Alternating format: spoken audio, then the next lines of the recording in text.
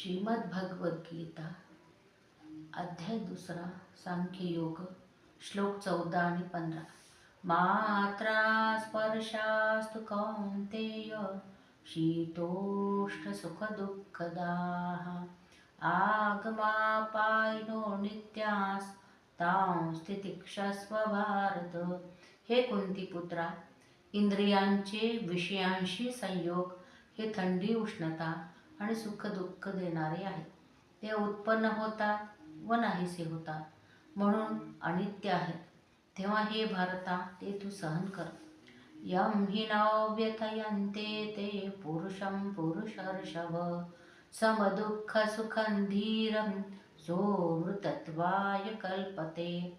कारण हे श्रेष्ठ पुरुषा, सुख दुःख समान मानणाऱ्या ज्या धीर पुरुषांना ही इंद्रियांचे विषयाची संयोग व्याकुळ करीत नाही, तो मोक्षाला योग्य ठरतो.